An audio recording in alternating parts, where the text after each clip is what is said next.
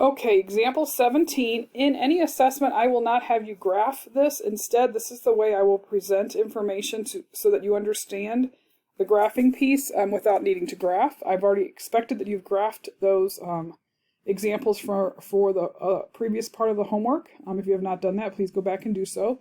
But for any assessment standpoint, any assessment standpoint, I will be giving you the question in this way. So what I'm doing here is I'm telling you that there is a straight line when I plot concentration versus time. And then the slope of that straight line is this. So this information is given from if you had graphed it. Okay, so what you're imagining for a moment is that this was graphed from data and you got a straight line. The straightest line, the most linear plot of the three plots was when you plotted concentration versus time, and then you took the slope of that line and you were able to get this value. So from that, we're going to determine the order of the reaction, and we're going to justify our answer.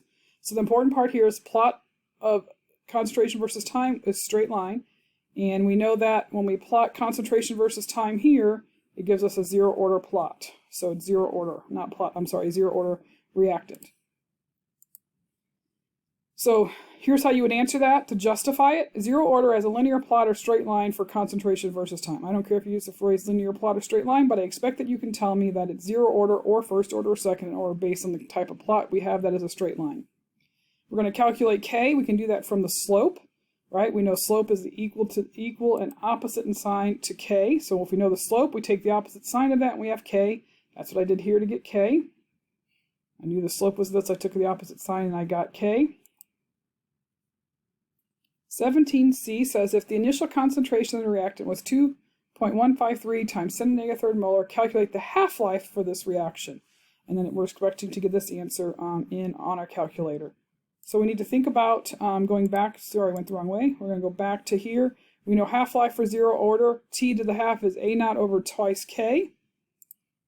So we have T to the half order is A naught over twice K. Remember, requirement is to have that generic formula. I'm plugging in my initial concentration. I'm plugging in 2 times my K. This is the K because we know it's the opposite of slope. We figured this out on part B. And when I get that, I get 1.25 seconds.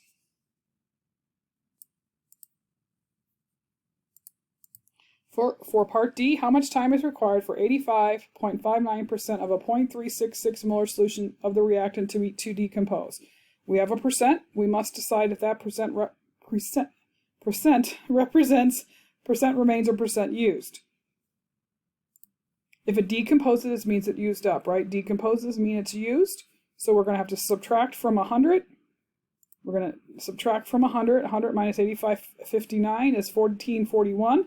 And now we can put A over A naught equals percent remains. Remember, you have to write that percent as a decimal.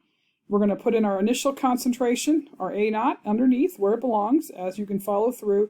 We're going to cross multiply and we're going to get our A to be 0.05280 molar.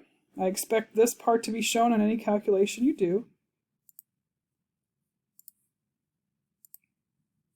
So now we can solve for time. This is the formula, the generic formula that you must show from the zero order.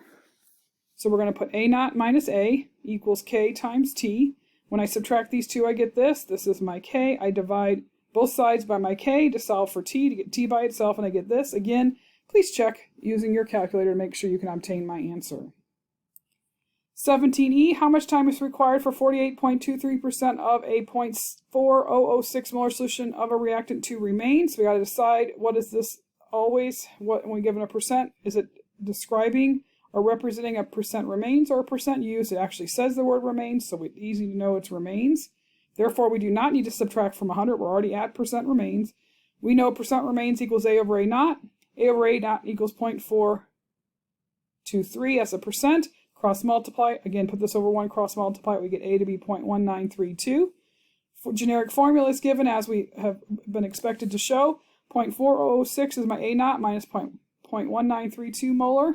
When I subtract those two, I get this. And then, of course, my K times my T. I'm going to divide both sides by K, and I get 241.7 seconds.